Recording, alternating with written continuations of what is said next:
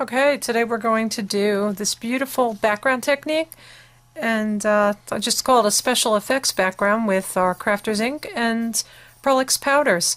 To get a better look at this background, I'll show you it before the foreground image was put on it, and it's Pearl on top of Crafters ink, and then more Crafters ink stamped, and our specialty embossing powder, Iridescent Ice. So we will start off with dark cardstock at the bottom and our Crafters inks. I work with generally 3 colors underneath. We're going to start with the lightest, which in this case of course is white, and just smear some on. And of course what works better actually than this is the new cubes that we sell. We sell Crafters ink in little squares that probably are less crazy to work with than what I'm working with, but I am too cheap to invest in them. I own all of the large ones, and so you could see there's really not a rhyme or reason. I'm just putting on different light and dark Crafters inks. The reason why is Pearl powders look different over light and dark, so they react differently.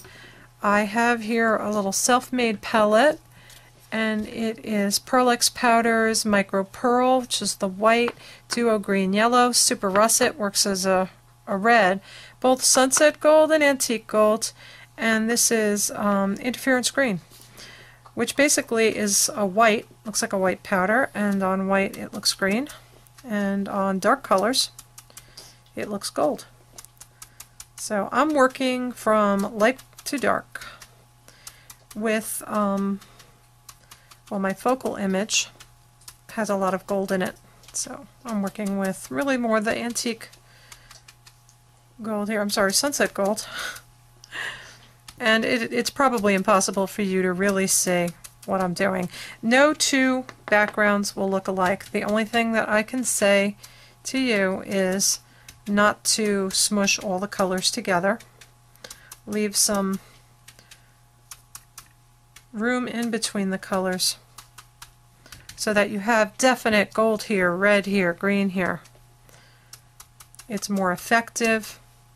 Never run your brush this way to clean it or anything. Okay, I'm going to tap that off, and again try to avoid wanting to brush any of it off because you want to keep all those beautiful colors separate. Now what I do is a few of these and then I spray them. So you're not going to be able to see me spray it. You're going to have to take my word on it that I have sprayed the last one that I made. There's a couple of reasons. This powder is this light powder on top of it, and when I stamp, as you know, it'll stamp and then the powder will catch with the ink and then I won't get a good impression. So the better that you spray it, and when I say spray, clear acrylic sealer, either matte or gloss coat, doesn't matter, but just something that will seal that in so that you can then stamp on it. If you find that you're not getting a good stamped image, it's because you didn't spray seal it well enough. So I'm using the trees from a brand new Christmas set called Scenic Season from Stampin' Up, and I actually don't want this part here. I don't want the words. Not that it's a big deal. Okay, I just want the 3 trees over here. Press pretty hard, and then do it again, and get the trees growing across the bottom. Now, keeping in mind that my focal image is going to probably take up most of it, I'm going to be stamping the important images that I want seen along the bottom. Okay, I just stamped that green. That was actually Always Artichoke. And I'm stamping the postage from the Winter Post set, and also the Winter Post set has beautiful snowflake in here. And I'm stamping the snowflake in So Saffron. Normally, depending upon what I was stamping, I would actually stamp it in white. White is also very effective looking, but the focal image has a vanilla paper, and I'm going to be antiquing that, and so the yellow in the saffron really was more appropriate. Okay, so the last thing I'm going to do is I'm going to do a little bit of sealing, and how I'm doing that is I'm going to use this embossing powder to pick up a little bit of the Crafter's ink. As you can see, I'm not putting it all over.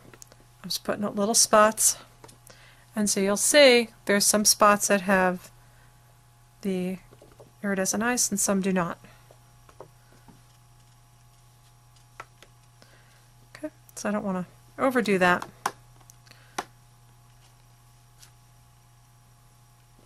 Okay, and now I'm going to heat set it.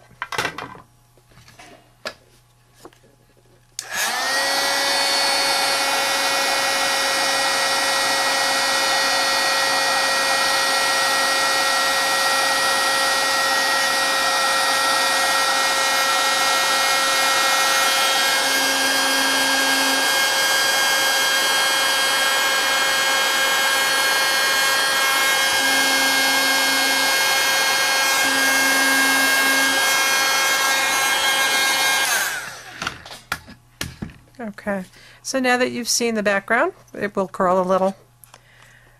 All I did with that was take another piece of brown, I guess it's not cut right, and framed it on here. And I can explain a little bit more about that focal image. I took the main image from Good Cheer and tore it, and I also took the gold encore pad and a sponge dauber, and I antiqued the edges and also used the iridescent ice on the edges. You can see also rhinestones. I put iridescent rhinestones in there, and of course my absolute favorite glitter, and it's a chunky glitter for maximum wow. So anyway, have fun, good luck, and happy stamping!